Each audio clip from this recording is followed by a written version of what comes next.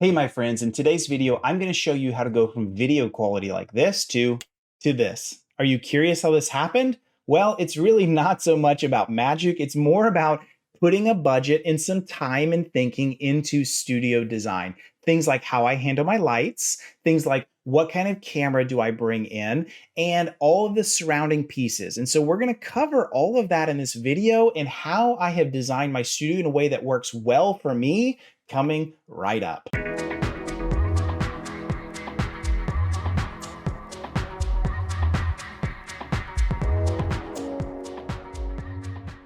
Okay, so here we are back in the original video quality, just using a standard webcam and really nothing special at all. In fact, I like to call this the ew mode, but there's a lot we can do to fix this. So I get a lot of questions from you folks all on my webinars and YouTube streams, et cetera, about, hey, how are you doing this quality? I'd love to replicate that. Well, this is your video. I've always wanted to get to this. This has been a long time coming, but here we go. Now, I am going to tell you a few things. This is all going to have chapters through the video, so you can kind of skip through. And additionally, that when there's a hardware device involved, I will put an Amazon link down below. I would love for you to use that. It does have a referral link for me. Don't have to use it, but certainly could.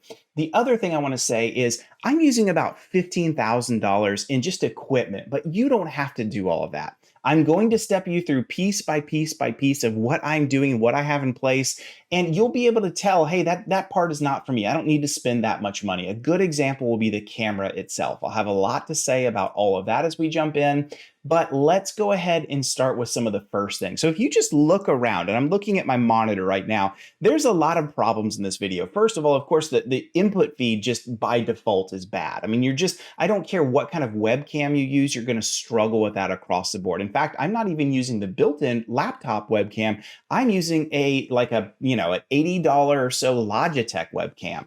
Its only real advantage, even though the box art says all kinds of like really cool stuff about it, is I can kind of move it around and rotate it a little bit more. That's literally the only advantage that it provides. Okay, so here we are back again, and you know what I did? I just decided to make this video only really truly about the digital camera itself. I mean, let's be honest, if you're watching this video, you want to know how I do my studio setup, and this is not one of those videos that's like how to do the best you can with a webcam. There are tons of YouTube videos out there on that, many of which are really good. So I'm just skipping that all together. I'm just showing you the difference of literally going from a webcam with what we've got to now moving over to a digital camera. So a couple things on the digital camera. First of all, I'm using an M50 right now. The Canon M50 is a fantastic camera. It has a couple disadvantages, which I'll get to in just a minute. But first, let's talk about why I like it. It is a small mirrorless camera. It's kind of like a digital SLR. It has all of those controls, aperture, shutter speed, ISO. And by the way, if you're going to start shooting with a digital camera, you need to do a little bit of education on what those three things are and how they work for a camera. You can shoot in just an automatic mode. Right now, the way you see me shooting is automatic. And you can see, I mean, it's not so bad, but it could be a lot better. And you saw like when I did my whole snap, right? It was a much better quality. And that's because I went to a manual mode where I had full control over the camera. So just throwing that out there, you're gonna have to learn a little bit of the basics if you want to go beyond the automatic. Now, a couple things about the M50 that I also like. So the M50 is a very small camera. It's running right now for me on a little Joby tripod, which I have a link. I love the Joby tripod because it's super easy to carry around wherever I go, and I'm mobile a lot. So I can literally take the camera, the lens, and the Joby tripod, and I can just kind of go anywhere. And that tripod, you can see the images here on Amazon, really allows it to be very flexible in how you set it up. Now, the second thing about the camera that I really like is it has options for wired power.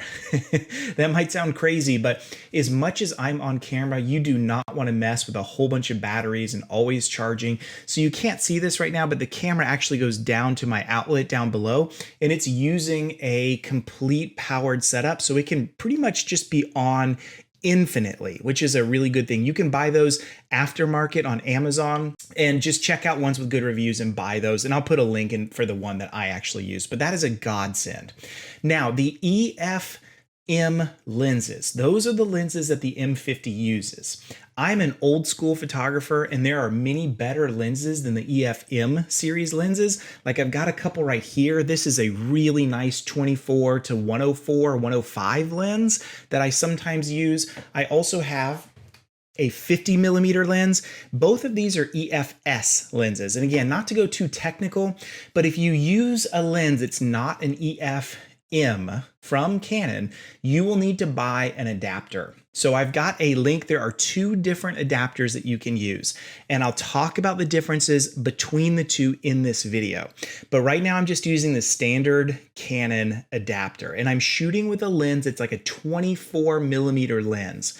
And while that would normally be pretty wide angle, the challenge with the M50 is that it has a crop factor on it. And again, without going too much in depth, it kind of multiplies your focal length by about 1.5 times. In other words, if I'm shooting at 24 millimeters right now, I'm actually closer to like, I don't know, just do the math, but somewhere around 35 to like 40 millimeters, something like that. In other words, this should be a really wide angle lens, but it's not. I can actually touch the lens, so I'm about arm's length from it, and it works. I mean, you can see me okay, but I don't have a ton of view of my studio around me. So just be aware of like your shooting requirements. The M50 is not a full frame camera, so you just need to account for if you have a 24 millimeter lens, it's zoomed in a little bit more. If you're shooting with like a 50 millimeter lens like this guy, which is an awesome lens, it's going to be like super up close. So you just need to account for that.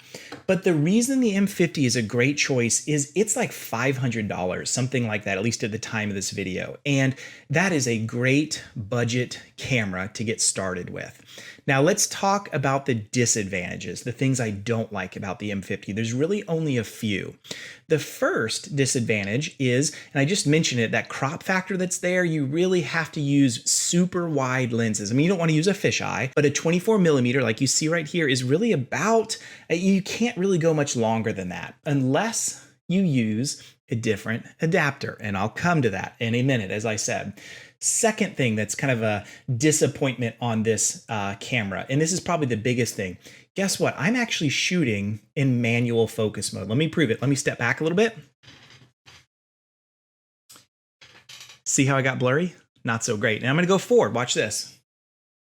And kind of blurry. So as I move, it doesn't track me well. So it doesn't track at all, actually, because I'm shooting manual focus. Now, does the camera have autofocus? Of course it does. It's a modern camera. But let me show you what happens when I turn autofocus back on the lens. Watch what it's going to do. Cool. Now I have autofocus. Watch this. I'm going to go back. It's actually not tracking me super well, which this Canon camera is not the best at. Anyway, trust me, it should be on. It's not tracking super well. I think it's the lens that's the challenge. Anyway, the problem with autofocus, as you see, is it overlays onto the HDMI feed a targeting reticle. And you cannot get rid of that with the M50. There is no way to do it. Now, I know there's some camera hacks that are out there like Magic Lantern, but it's really not available in a standard usable way for the M50. So in other words, you're going to have to do one of two things. You're either going to have to shoot in manual focus mode, which is what I tend to do, or you are going to have to buy a more expensive camera. I mean, that's just the nature of the beast, at least in the Canon lineup. Now, I shot for over a year with the M50. I now use a different camera, but for its price, dealing with that is not such a big deal. The second major disadvantage is simply this. After 30 minutes, the camera feed will go black. The camera will still stay on, especially if you're on wired power, but it's a tariff issue where it has to be a digital camera and not a digital video camera. There's price differences in that. It's one of the advantages you get of a sub $500 little mirrorless camera like this. It's going to shut off after 30 minutes. It's not a big deal to fix it. You just kind of reach forward and touch the shutter button and it'll reset and the camera will come back on, the feed will come back on. So that's really the only two disadvantages. No autofocus, not having the camera stay on the entire time is a little aggravating, but none of those are deal breakers for the price that you're paying.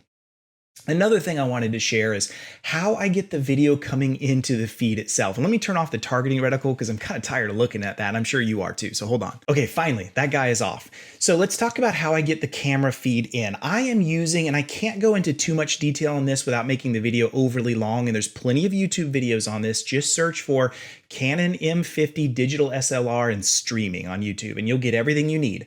I'm using an Elgato HD 60S Plus. I'll put a link in that. And basically what I'm doing is I have the HDMI cable coming from the camera itself. It's a micro HDMI cable, and it goes directly into the Elgato, and the Elgato receives the HDMI signal and brings it into the computer, sort of like a virtual camera. And that's what I use, whether I'm using Zoom, I'm using Crowdcast, I'm using OBS, I'm using whatever it is. It just sees that video feed and brings it in. It's really, really simple. Okay, so that's how I am going through and using the camera itself. Now let's talk about how to make things better, if we can. So first thing that you notice is the light is not so bad, and that's because I'm using a window light. It's at a 45-degree angle to me, just kind of right here off camera left, and it is pretty nice. Because I have a south-facing window, I can actually shoot with this window light pretty much all the time. If you have an east or west-facing window, I am sorry, you're going to have some trouble. And the reason you're going to have trouble is because in the morning or the evening, you're going to have harsh sunlight come in. So while window light is awesome, as you can see on me, for the most part, it's really diffused and looks pretty good, it's unpredictable. But if you have a cloudy day or a rainy day, you're going to lose that light. If you have east or west facing windows, you're going to have challenges. And so there are things you can do with that. You can always put some like white translucent curtains around the window itself and bring those in if you have harsh light. But man, if you're just on a dark day or you want to shoot at night, you're going to have to bring in other lights. And so that's what I do. It's not that I don't like my window light. It's more that it is counterintuitive for me because it's not predictable. So let's jump into lights for a minute. Let's talk about how lights can be used in a powerful way. And so I'm an old photographer, and I've learned that using lights is sort of like painting on a canvas. It's like your paintbrushes, and you can paint with your light however you want, which is really nice, and it's predictable, which is awesome. Now, there are a lot of lights that are available on Amazon, and I would just say you need to find some that are LED lights for sure. You need to find ones that you can plug into a wall, not battery powered only, because again, just like the camera, you're going to run into problems when you're shooting really long time. And so I'm going to bring a light into view. I've got it right next to me. Actually, it's not on, but I'm going to bring it in. I'm going to talk about the lights that I use and why I like them. All right, so this little buddy right here is a Neewer LED 660, and I'm a big fan of these lights. I actually have 4 of them. If you want to get started, you really need 2 of them. You need one for a main light and then one for like accent lighting. And I'm going to give you the quickest tutorial I can without going overboard. I could do multiple videos on lighting, but I'm just going to do a very quick and dirty, very simple setup for lighting for you to replicate. Now, why do I like the LED 660s? So first of all, you can buy them on Amazon in a kit that comes with 2. They come with the stands and everything you need to get going right away, which is really nice. They are also pretty cool because on the back, and I think you'll be able to see this at least pretty well, I have 2 controls. I have white and kind of yellow. I can play with those to kind of bring it all the way into a yellow tungsten, all the way to a white daylight, or anything in between. I very rarely use the top tungsten. I just don't need it. I always use the white. Now, there are other lights like from Neewer and others that have full control over colors, and I think that's great, but I don't think you really need to pay and overpay for those. There are ways that you can get color out of these lights by inserting in gels into them, and so you can certainly do that if you need to, and I actually do that with one of my other lights. More on that in a bit. Now, these lights are pretty nice. They have these barn doors right here that you can kind of open and close, and so I have mine kind of like focused. You can see right here, it's really focused directly into one angle, but you can also open them up if you need to as well. And then the other thing you see, and I don't know if I can easily get this out. Oh, yes, I can. There we go. Is you can see the actual LED lights right here. I need to bring this over. These are the actual lights themselves, and it comes with this white kind of plastic film. See, it's kind of translucent behind it. The idea behind this is it diffuses the light. It does an okay job diffusing the light. Soft boxes are better, and we'll talk about soft boxes in just a minute. So these lights are really good. They come with everything you need, including the diffusers built in. And again, buying the pack of 2 is really going to work well for you. So here's what we're going to do. Now that I have my lights kind of described, I'm going to take my window light. I've got a blackout shade. I'm going to bring it down, cut out all the light completely, and then we're going to play with my lights. I have 2 lights, and I'm going to show you kind of how all of that works. Okay, so here we are. I have turned out my window lights completely. The only lights I have going on are just my normal cam lights overhead, just your normal overhead lights. And there's a lamp. You can't really see it, but there's a lamp right there in the background. And so now I'm ready to start playing with lights. Keep in mind, my camera itself is running on a automatic feature mode. And so I don't really have any control over it. So what we're gonna do is we're gonna leave it on automatic to kind of keep it, cameras for dummies first. I'm gonna turn on the light right here, my main light, and then I'm gonna show you how we can do accent lighting. And then we're gonna show you how we're still at our limits on automatic, and we're gonna go to manual mode, and we're gonna see how that upgrades from there. So the first thing we're gonna do is we're gonna turn on our top light. It is the same Neewer light that I just showed you. It's just, it is up at my camera right, just at a 45-degree angle. So I'm looking right here at the camera lens, and right there is where my light is. It's about an arm and a half length away. So I'm gonna flip that on and we'll see what we get. Okay, here we go. We are on. Now that is a little hot, isn't it? So I'm gonna go ahead and turn it down a bit. We struggle. Normally it wouldn't matter like your power. If I'm shooting on a manual mode, I could just bring like the ISO down. I could bring the aperture up. I could bring the shutter speed up, whatever it is I need to do.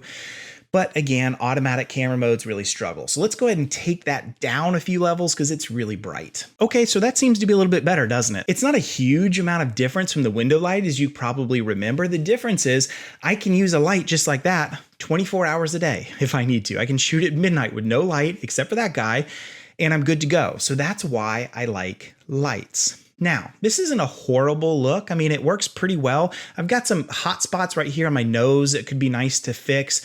And let's talk about how I like to fix some of both the hot spots and how I can get some better accent lighting. So remember I was saying like the Neewers have just this like filmy white diffuser, and it's not bad, but it is still pretty harsh. So how can we fix that? Well, enter the softbox. This right here is a softbox you can buy as an adapter for the LED 660s. They're pretty cheap. I mean, they're not the greatest softboxes I've ever seen by any stretch, but for their price, they're really nice. They're just kind of a fold out, pop out style, and you put the Neewer inside here. And what happens is it diffuses the light through this white translucent filter. And what this does as a softbox is just gives you much more diffused, softer lighting that can reduce like glares in your glasses if you have those, like you see right there. It can also reduce some of the hot spots that you'll sometimes see and just give you overall better quality lighting. So I like these soft boxes. I would recommend buying a couple of them just to get some nice diffused light.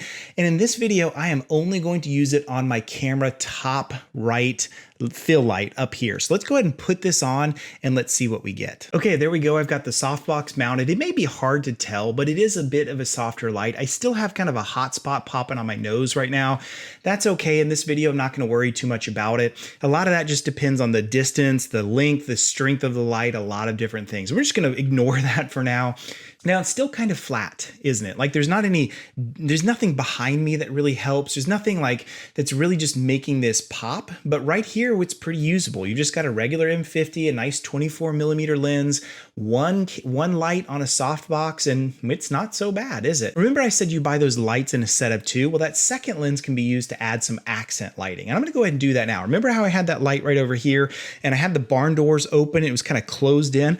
I'm gonna flip that on. I'm gonna bring some accent lighting right through here, and you'll just see how it gives a little bit more definition to the image itself. So let's flip that on. Okay, there we go. So that light is a little bit closer and just a bit stronger and no softbox on. I've got the barn doors kind of contoured in, so you can see some light kind of coming right through here on me. It's hitting my shoulder. It just gives it a little bit more of a cinematic look, a bit more of like some definition behind me. So again, here we are. We're shooting on an automatic mode, 2 lights, and we're pretty good. If you're happy with this quality output, this is the advantage that you can have with no external sun of any kind and just 2 lights and just whatever kind of interior light that you have. Now, we can certainly do better, as you've seen, but this is a good starting point. So if you want to go beyond this, what can you do? Well, now it's time for us to go into a manual mode with the camera itself. So I'm going to get out of this automatic mode. I'm going to move it into default movie mode. And then what we're going to see is how I can play and use some of those settings in a little bit better of a way to get some better quality lighting. And I'll show you what I mean in just a second. Okay, here we are. Now, don't panic. This is intentional. I now have my lights set in such a way to where they are just not very bright anymore. I've not changed my lights at all. I just switched my camera over to manual mode. And also I'm doing you a solid. You can see I've got the info mode overlaid so you can kind of see what my settings are. You don't have to replicate them exactly, but this will certainly help. I've got a low aperture at f2.8. That's going to make sure I have some good kind of bokeh in the background, some good separation between me and my background. And also notice I've now overtaken my cam lighting for the most part. So I'm shooting at 1/60th of a second at ISO 200. And now what I want to do is go ahead and bring my artificial lights up in power, and you're going to see what that does. So I'm going to fix both of them at the same time. And keep in mind, I'm shooting in manual mode, and we're going to see how we can progress from here. So let's do that real quick. Okay, so that's a little bit better, but I know you still don't like the image quality, and neither do I, because my background is really not lit well at all. And so how do I fix that? Well, this is where you want to get creative and think about how can I add some ambient light into the background to do some interesting things. Now, there's a number of things that I can do. One of the things that I'm going to do is, you see this door that's behind me? It was frustrating when I was moving my studio into this office because it's got this pocket door, and I have a very wise wife. And she said, you know what? The door is there. It's an eyesore. So let's actually turn it into a strength and highlight it. This is sort of a design choice that we made. And so I'm going to show you how I do that. First of all, you can see there's a poster behind it, but you don't see it really well, but I have some strip lights, and I'm going to turn those strip lights on, and I'm going to actually highlight the door, and you're going to see how that helps in the background imagery in just a second. Okay, we're getting there, aren't we? So that's a little bit better, but the next thing I want to do is I need some more light in the background. And again, you can do this in any number of ways. You can go to Lowe's and just buy extra lights, or if you want to be like me, instead of buying 2 of the Newers, you can buy 4 of them. And the advantage to that is it just gives you more light to use. So behind me is another Newer light, and I'm going to go ahead and flip that on right now, and let's see what that does for my imagery. Whoa. Now we're kicking, aren't we? See how I've got some great colored light that's hitting there in the background, kind of bouncing off and bringing everything into just a better look and feel. So how am I doing that? Well, right behind me is my extra Newer. And in this one, I have it open, barn doors totally open, because I just wanted to pop some light everywhere. And I actually have some colored gel filters. And these gel filters you can slip right in. I have a pink and a purple one that's both on there. The purple one's on the outside. And so what it's giving me is some nice, you can see that kind of purpley, whatever that color is, popping there in the background. And I can do a lot of things with it. Right now I have it hitting off my wall, and my wall is a dark gray, as you can see, but I could just move it straight to the background. And you can see what that does. Less contour right here, which is, I don't like that as much. I might want to put something on the wall eventually over there that has some light, but that lights my background up just a little bit more. But as you can see, I like to just have mine on the side. And that is how we do some basic lighting. Now there's some additional things that I could do. If I want to light my background up even more, I might want to play with my settings here. I might want to change my aperture, my ISO a little bit. And so I'm going to go ahead and do that. I'm going to raise my ISO just a hair so I have a little bit better lit background. So let's do that real quick. Hey, how about that? Now we're talking. I'm going to look there. So I raised it a stop or two, and now I'm at ISO 320. Again, you're going to have to do your research and learn what ISO, shutter speed, and aperture do. But now I've really got a great look, don't I? So I'm really rocking and rolling now. I could use a little bit more blur behind me. I also could play with moving my camera around a little bit. Notice you can barely see that lamp that's right there. So I can move this. Let me do this real quick. I'm just going to move the tripod.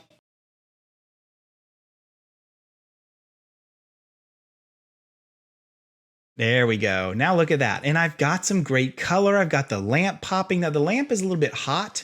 It is actually an LED wireless light, so I can raise and lower that, and you'll see that I do that sometimes in my YouTube videos, but I'm just gonna leave that the way it is right now, and I think I'm ready to go. This is a great image quality that works very, very, very well for a YouTube video. So one last thing you can do to go above and beyond. If you're shooting with EFS lenses like I am, consider getting this adapter right here. Again, a link for it down below, but this is a Viltrox adapter. It's off market, it's third party, but it is awesome. And one of the reasons it's awesome is it expands my focal length. Remember I said you had that multiplier because of the M50, it's got that crop factor, so a 24mm lens is actually kind of zoomed in a little bit more.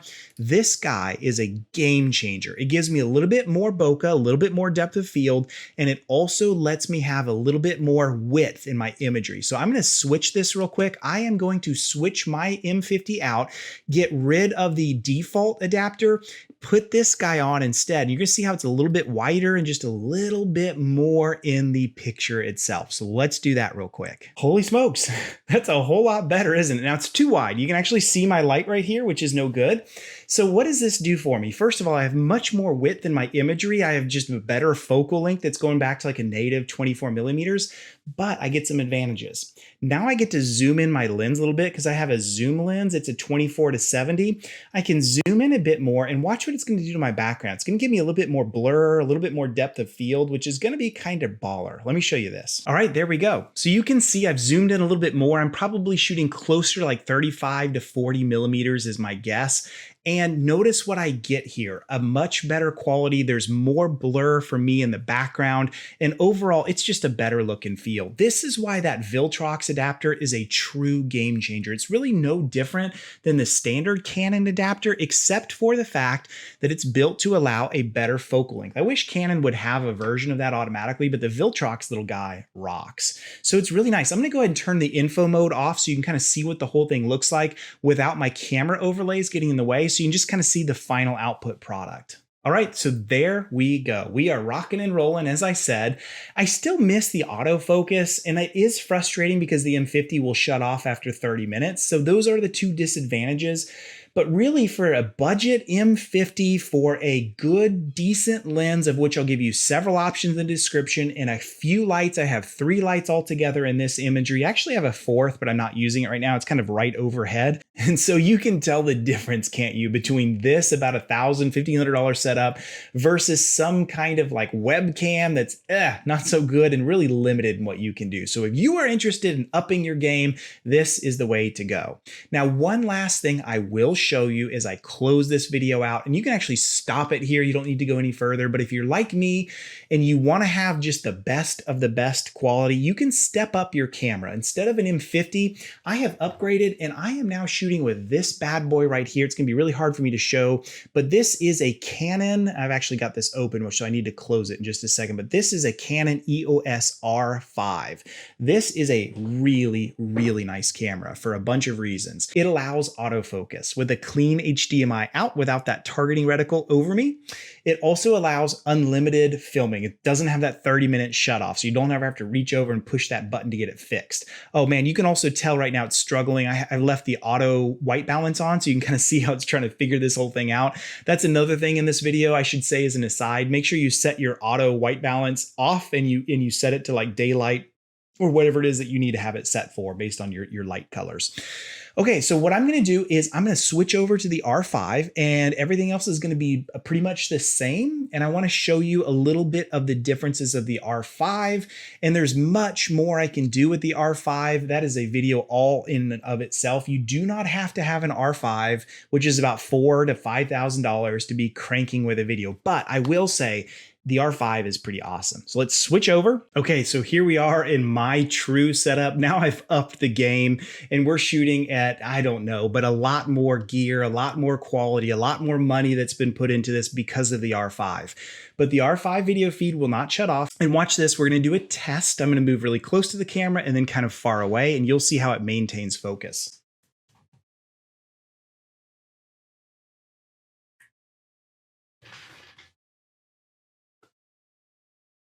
So that's kind of nice. And it's nice because I'm used to kind of moving around a little bit, and just having that autofocus, no targeting reticle, like a true clean HDMI out is really, really awesome. Could the M50 do this? Yes, but Canon has locked those features out at the price you pay. It is what it is, my friends. I have no control over it. So that is really the two true differences with the R5, other than all kinds of other pro features, which I won't get into in this, like C-Log and some other super cool stuff, but that's for another time. So that's how I do my studio. What I really think you need is an M50, a good lens, power output. You need to get it coming into the computer with like an Elgato, like I talked about, at least 2 lights, and you need to think about how to light your background. And unfortunately, you're just gonna have to do some trial and error with that. It's okay to spend a few days really playing and getting that going. And once you have that, you have a setup just like me, my friends. Not really that difficult. A budget of somewhere around $1,000 to $1,500, depending on how you do everything and what you choose. But I hope that helps you. I hope that gives you some clarity into how I've built my studio. If you have any questions, leave them in the comments down below. And I appreciate you watching. And more than that, I would love to see your video quality output changes from this video. So link that as well in the comments. I'd love to see that as well. Oh, like my favorite IT innovator out there, wait, one more thing. Thank you, Steve Jobs. There is another thing you can do. And this is a bonus, is virtual cameras. Now that I have a feed coming into my computer and I like the feed coming in, I can overlay virtual cameras on top. My favorite camera is Snap Camera. And so I've got a quick little feature piece on Snap Camera and what's good about it. The main disadvantage of Snap Camera is it's jittery because of just the overhead. It's not super efficient as a platform, but for web streaming, it can do some really cool things like overlaying and improving my video feed and also letting me do some cool like if you ever played with like Snapchat before on your iPhone, it allows you to do some very cool things with overlays as well. So super fun for web conferences and things like that. So that's my bonus feature for you watching. So let's take a look at that. With nothing but a push of a button, there is the option inside of Snap Camera to do it's like a facial retouching, and it looks in some ways really clean. In some ways you can tell now that you've seen the before and after. I will oftentimes use Snap Camera just as a way to do a facial retouch and just a clean up inside my video feeds. It really is a nice look to it. Now it does come with some disadvantages you should be aware of. It will, if I move here, you will notice it's a little bit more jittery. The frame rate is slower, even though coming into the Elgato, even though coming into the camera, I'm still at 60 frames a second. The encoding work that happens on top with Snap Camera before it goes right into the feed to record is going to cause some problems for you. It is going to make it just a little bit more jittery, but that's okay. For web streams and things like that, I don't mind it all that much. But for my YouTube videos, I'm moving away from it just because the nature of YouTube is streaming a video. A lot of times people just the jitteriness will bother them, and so I will take that out. And I also wanted to show you there's some really cool overlays that you can put on top if you want to have some fun in your video streams. I love Tough Guy, for example. He's like super cool. Maybe like the Bearded Wonder, you know, I call this guy Fabio. This is Fabio's Beard Emporium, right? Or maybe a cowboy, or on and on. One of the favorites I just installed was this one right here, which is like a cartoon version of me. But you can still tell, even in the stream, it's a little jittery. It's a little grainy. It's not as clean as it should be. So this is good for gamers. This is good when you're having fun on a stream. It's good if you're a streamer, if you're having fun on like web conferences, but it's less valuable when you're trying to record a stream to like YouTube or something recorded. And so I wanted to show you what virtual cams can do for you, both in the fun of it all, but also in the retouching. But hey, look, when I take my makeup down, I'm just like everyone else. But I did want to show you the power of virtual cameras as well. All right, my friends, that truly is it. So as I said before, want to know what you think, leave your comments down below. And until next time, I will see you later.